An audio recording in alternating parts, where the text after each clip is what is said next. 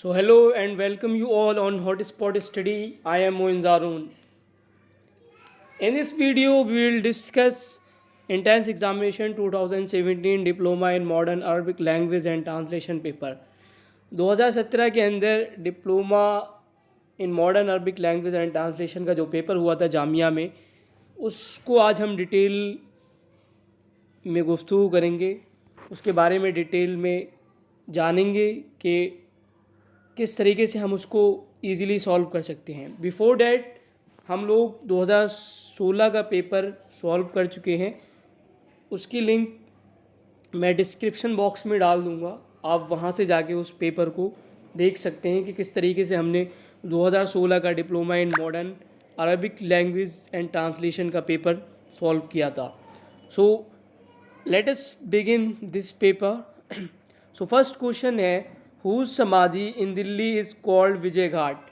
कि दिल्ली के अंदर जो विजय घाट है, उस विजय घाट पे किसकी समाधि है? तो उस विजय घाट पे आपको लाल बहादुर शास्त्री जी की समाधि देखने को मिलेगी। तो राइट आंसर हो जाएगा डी। उसके बाद सेकंड क्वेश्चन है, golden temple is situated in. Golden temple कहाँ पर है? गोल्डन टेम्पल आपको मिलेगा अमृतसर के अंदर। अमृतसर जो कि पंजाब का एक बहुत ही मशहूर शहर है, वहाँ पे आपको गोल्डन टेम्पल देखने को मिलता है। तो राइट आंसर हो जाएगा डी। उसके बाद अगला क्वेश्चन है, which of the following is known as garden city of India. के नीचे दी गई सिटीज़ में से गार्डन सिटी किसको कहा जाता है? तो गार्डन सिटी बेंगलुरु को कहा जाता है। तो राइट आंसर हो जाएगा बी, बेंगलुरु। उसके बाद अगला क्वेश्चन है, which is the highest honour for an Indian citizen. के इंडियन सिटीज़न, इंडियन शहरी के लिए सबसे बड़ा एजाज़, सबसे बड़ा ऑनर, सबसे बड़ा रिवार्ड कौन सा है? तो इंडियन सिटीज़न के लिए सबसे बड़ा अवार्ड, सबसे बड़ा ऑनर हो जाएगा दी भारत रत्ना। दी भारत रत्ना सबसे बड़ा हाईएस्ट सिविलियन अवार्ड है फॉर एन इंडियन सिटीज़न। तो राइट आंसर हो जाएगा सी। उसके बाद सेकंड हाईएस्ट ऑनर है पद्मा विभूषण और थर्ड हाईएस्ट ऑनर है पद्मा भूषण। तो फर्स्ट नंबर का हो जाएगा the Bharat Ratna, second number का हो जाएगा पद्मा विभूषण और थर्ड नंबर का हो जाएगा पद्मा भूषण। उसके बाद अगला क्वेश्चन है, Downing street is the official residence of. Downing street किसकी ऑफिशियल रेजिडेंस है? तो ब्रिटिश प्राइम मिनिस्टर जो होते हैं उनकी ये ऑफिशियल रेजिडेंस होती है डाउनिंग स्ट्रीट।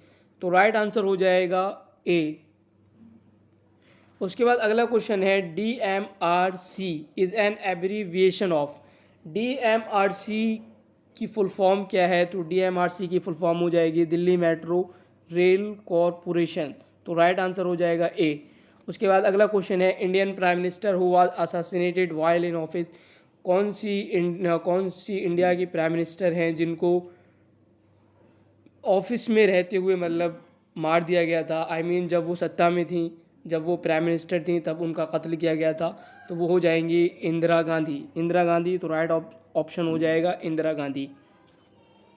उसके इंदिरा गांधी को 1984 में कत्ल किया गया था, उनकी हत्या की गई थी। उसके बाद 1991 के अंदर राजीव गांधी जब अपोजिशन के लीडर थे तब उनको भी कत्ल किया गया था, राजीव गांधी को 1991 के अंदर। उसके बाद अगला क्वेश्चन है, which Indian city is the capital of two states. बहुत ही सिंपल क्वेश्चन है, बहुत ही इजी, कि इंडिया की कौन सी सिटी है जो दो स्टेट्स की कैपिटल है? वो हो जाएगी चंडीगढ़। चंडीगढ़ जो कि हरियाणा और पंजाब की कैपिटल है। तो राइट आंसर हो जाएगा सी। उसके बाद अगला क्वेश्चन है, which is India's less populous state. India के अंदर सबसे कम आबादी वाला स्टेट कौन सा है? तो सबसे कम आबादी वाला स्टेट हो जाएगा त्रिपुरा। तो राइट आंसर हो जाएगा बी। ये 2017 का पेपर है, that's why Tripura here is less populous state. But अगर आप 2021 की बात करें तो 2021 के अंदर Sikkim is the less populous state है इंडिया के अंदर। उसके बाद अगला क्वेश्चन है, who did not assume charges as ruler of Saudi Arabia. Saudi Arabia का किंग कौन नहीं बना है नीचे दिए गए ऑप्शंस में से? तो सऊदी अरेबिया के जो किंग नहीं बने हैं अब तक वो सुल्तान बिन अब्दुल अजीज़ हैं, ये किंग नहीं बने हैं। बाकी सऊद बिन अब्दुल अज़ीज़, फैसल बिन अब्दुल अज़ीज़ और खालिद बिन अब्दुल अज़ीज़ ये तमाम के तमाम किंग बने हैं, ये रूलर रह चुके हैं सऊदी अरबिया के। उसके बाद अगला क्वेश्चन है the English word women will be translated as, women को वीमन का ट्रांसलेशन क्या किया जाएगा अरबी के अंदर? तो सिंपल इसका ट्रांसलेशन हो जाएगा निसा। और अगर WAMAN सिंगुलर की बात करें तो सिंगुलर का ट्रांसलेशन आता है इमरातुन और प्लूरल का आएगा निसा। उसके बाद अगला क्वेश्चन है विच sentence is correct among the followings, के नीचे दिए गए सेंटेंस में कौन सा सेंटेंस करेक्ट है? तो करेक्ट सेंटेंस हो जाएगा डी, नूर सबाही जमीलुन।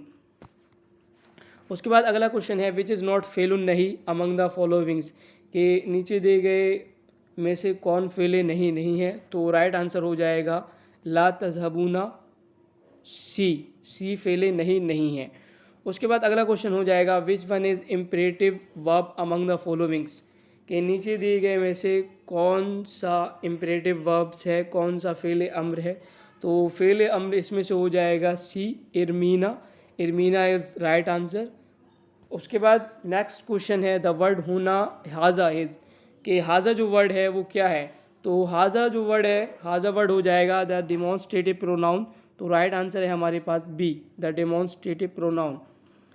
उसके बाद अगला क्वेश्चन है among the followings which is not इमारत ऑफ UAE, के नीचे दिए गए में से कौन UAE I mean United Arab इमारत की एक इमारत नहीं है, एक स्टेट नहीं है?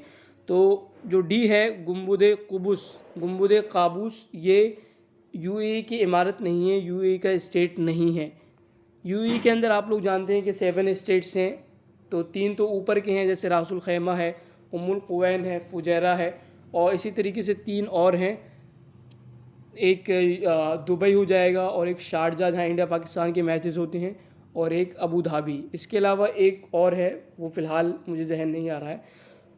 तो रासुल खैमा, उम्मुल कुवैन एंड फुजैरा, और दुबई, शारजा और अबू धाबी, ये तमाम के तमाम UAE के स्टेट्स हैं, UAE के अंदर इमारट्स हैं। उसके बाद 17th नंबर का क्वेश्चन है what is the meaning of Arabic word मकतब इन इंग्लिश, कि मकतब को अरबिक ज़बान में क्या बोलते हैं? तो मकतब को हम लोग क्या बोलेंगे? मकतब को बोलते हैं स्कूल। तो राइट आंसर हो जाएगा सी। उसके बाद अगला क्वेश्चन है which is a correct sentence, कि इनमें से सही जुमला कौन सा है? तो सही जुमला हो जाएगा ए अस्सूकु कबीरुन। उसके बाद अगला क्वेश्चन है the correct antonym of Kabir, Kabir अरबी ज़बान का ये वर्ड है, तो कबीर को हम लोग इंग्लिश में बिग बोलते हैं, तो इसका अगर एंटोनियम, इसका जो मुतज़ाद जो मतलब विलोम शब्द जो होगा वो हो जाएगा सगीर। तो राइट आंसर हो जाएगा हमारे पास बी। उसके बाद अगला क्वेश्चन है the Arabic equivalent of intransitive verb, ये इंट्रांजिटिव वर्ब को अरबिक में हम लोग क्या बोलते हैं? तो इंट्रांजिटिव वर्ब को अरबिक में हम लोग फ़ेले लाजिम बोलते हैं। तो राइट आंसर हो जाएगा ए। देखिए 2 तरह के वर्ब्स होते हैं इंग्लिश के अंदर, the first one is intransitive and the second one is transitive. Intransitive verbs हम उन वर्ब्स को बोलते हैं जिनको ऑब्जेक्ट की ज़रूरत नहीं होती है, और ट्रांजिटिव वर्ब्स उन वर्ब्स को बोला जाता है जिनको ऑब्जेक्ट की ज़रूरत होती है। तो इंट्रांजिटिव वर्ब फॉर एग्जांपल जैसे फिलाई है, उड़ना है, और अगर ट्रांजिटिव वर्ब की बात करें तो देखना, ठीक है, सी। तो सी और शो, इस तरह के जो वर्ब्स आते हैं जिनमें ऑब्जेक्ट की रिक्वायर होती है तो वो ट्रांजिटिव माने जाते हैं, और इंट्रांजिटिव वर्ब्स वो वर्ब्स हो जाते हैं जिनको ऑब्जेक्ट की ज़रूरत नहीं होती है। नेक्स्ट क्वेश्चन है कि which alphabet is not associated with Arabic weak verb, कि अरबिक के अंदर जो वीक वर्ब होते हैं तो उनमें से कौन सा अल्फ़ाबेट एसोसिएटेड नहीं है? तो यहाँ पे अलिफ भी एसोसिएटेड है, वाव भी है, या भी है। जो बच जाएगा वो रह जाएगा बी। तो हमज़ा जो है वो एसोसिएट नहीं है वीक वर्ब्स में से।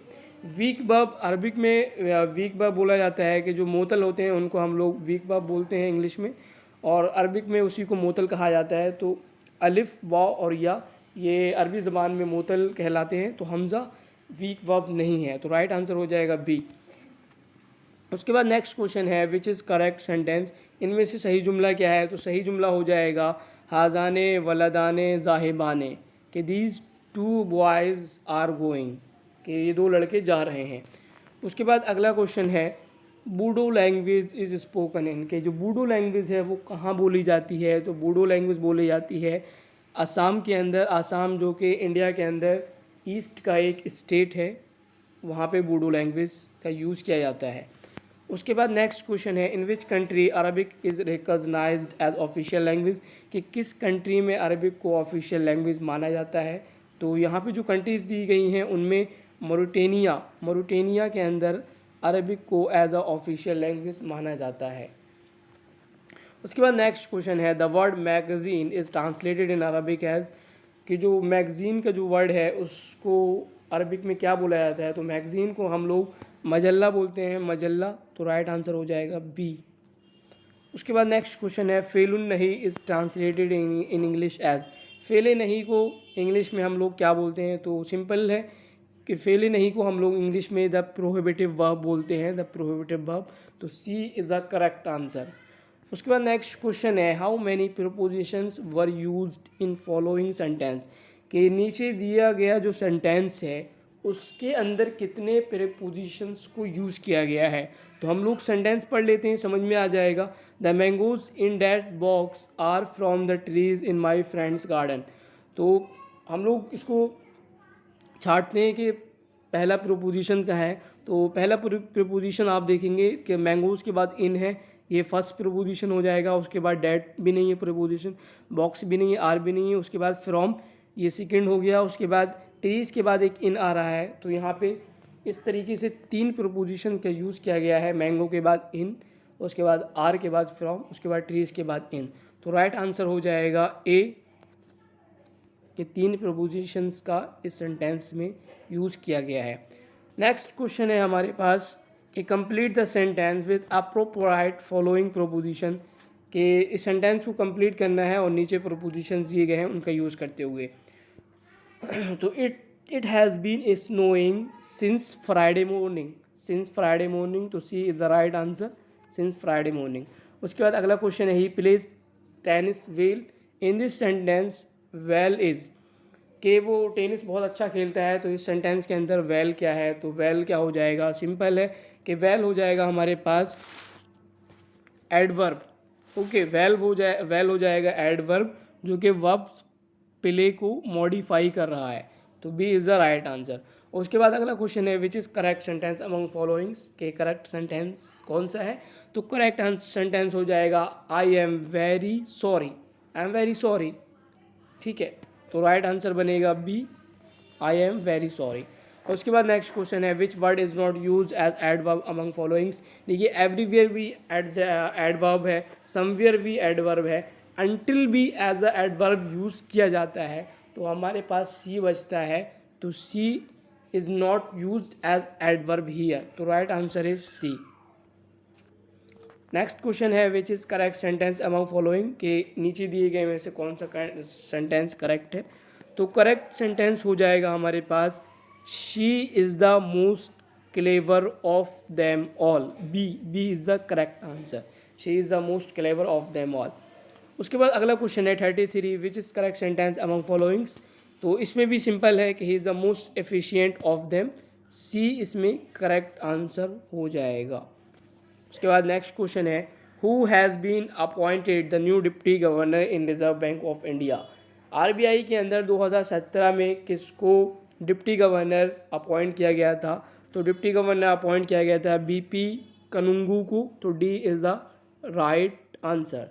उसके बाद नेक्स्ट क्वेश्चन है, which state government has launch mobile app मेरा हुनर फॉर जॉब एस्पिरेंट्स, कि किस स्टेट गवर्नमेंट ने मेरा हुनर मोबाइल ऐप लॉन्च किया है जॉब एस्पिरेंट्स के लिए। तो वो हो जाएगा हिमाचल प्रदेश। हिमाचल प्रदेश ने 2017 के अंदर मेरा हुनर मोबाइल ऐप लॉन्च किया था जॉब सीकर्स, जॉब एस्पिरेंट्स के लिए। नेक्स्ट क्वेश्चन है, which Indian cricketer has been appointed UNICEF and cricket for good ambassador for the ICC women's world cup 2017, कि किस इंडियन क्रिकेटर को UNICEF and cricket for good ambassador appoint किया गया था। तो इसका राइट आंसर है सचिन तेंदुलकर। ए, सचिन तेंदुलकर को 2017 के अंदर UNICEF and cricket for good ambassador choose किया गया था, अपॉइंट किया गया था। उसके बाद नेक्स्ट क्वेश्चन है, which bank has become the India's first bank to launch Aadhaar pay service for merchants, कि कौन सा बैंक इंडिया का वो पहला बैंक है जिसने आधार पे सर्विस को लॉन्च किया है मर्चेंट्स के लिए, तो वो हो जाएगा IDFC बैंक। तो राइट आंसर हमारे पास है डी, IDFC बैंक। उसके बाद नेक्स्ट क्वेश्चन है, which Indian actress has one best actress award eight international film festival and awards of Australia, के आईफा के अंदर किस इंडियन एक्ट्रेस ने, किस इंडियन हीरोइन ने बेस्ट एक्ट्रेस का अवार्ड जीता था 2017 के अंदर, तो वो जीता था दीपिका पाडुकोन ने, दीपिका पाडुकोन। तो राइट आंसर हो जाएगा सी। उसके बाद नेक्स्ट क्वेश्चन है, the second edition of joint military exercise अन्नगा has started between India and which country, के जो अन्नगा जो मिलिट्री एक्सरसाइज है वो किन कंट्रीज़ के दरमियान हुई है, तो ओमान और इंडिया के दरमियान में हुई थी, ओमान एंड इंडिया। उसके बाद नेक्स्ट क्वेश्चन है, which state government has made Sanskrit compulsory up to class 8 in all classes, तो आसाम की जो गवर्नमेंट है उस गवर्नमेंट ने 2017 के अंदर संस्कृत को कंपलसरी कर दिया था 8 क्लास तक। तो राइट आंसर हो जाएगा हमारे पास बी। नीचे सब्जेक्टिव पेपर दिया हुआ है, क्योंकि ऑब्जेक्टिव एंड सब्जेक्टिव दो पार्ट होते हैं। ऑब्जेक्टिव 40 नंबर का आता है, सब्जेक्टिव आता है 60 नंबर का। तो मैं एज अ सैम्पल आप लोगों को यहाँ पे दिखा दे रहा हूँ। इसमें नेगेटिव मार्किंग नहीं होती है, नेगेटिव मार्किंग सिर्फ ऑब्जेक्टिव वाले में होती है। तो यहाँ पे मतलब 15 या 20 नंबर का ट्रांसलेशन दिया जाता है, English into Arabic and Arabic into English. जैसे फॉर एग्जांपल हम लोग एक सेंटेंस लेते हैं, उसको करते हैं। जैसे सेकंड सेंटेंस लेते हैं, the girl is in the house, कि लड़की घर में है। तो इसकी अरबी बनाना है तो सिंपली हम लोग इसको बना सकते हैं कि अल बिंतु फिल बैत, अल बिंतु फिल बैत, कि the girl is in the house. उसके बाद जैसे translate the following sentence into English, ये भी कि into English, Arabic into English. और उसके बाद अब यहाँ पे दिया हुआ है कि अरबिक इनटू इंग्लिश आपको करना है कि अलिम तो अनल इम्तिहान करीबुन, I knew that the exam is near. इस तरीके से बहुत सिंपल अंदाज में आप इसको बना सकते हैं, अपने फ्रेंड्स वगैरह की हेल्प ले सकते हैं। इसमें बहुत सिंपल सेंटेंस दिए जाते हैं, कुछ हार्ड सेंटेंस नहीं होते हैं। उसके बाद एक फिल इन द ब्लैंक्स दे देते हैं, उसको आपको पुर करना रहता है, उसको फिल करना रहता है। उसके बाद नीचे भी फिल इन द ब्लैंक्स दिए हुए हैं, यहाँ पे भी आपको प्रीपोजिशंस वगैरह या कंजक्शन वगैरह का यूज़ करना रहता है इंग्लिश के अंदर। उसके बाद एक सेंटेंस, एक क्वेश्चन आता है कि right 5 sentence in Arabic on any one of the followings, कि कोई टॉपिक दे दिया जाता है, जैसे आप माई यूनिवर्सिटी है या रेड फोर्ट है या जामा मस्जिद है, तो इन सेंटेंसेस पे, इन टॉपिक्स पे आपको 5 सेंटेंस लिखना रहते हैं। So this is all about 2017 paper. इसके बाद हम लोग 2018 का पेपर सॉल्व करेंगे। That's all in this video.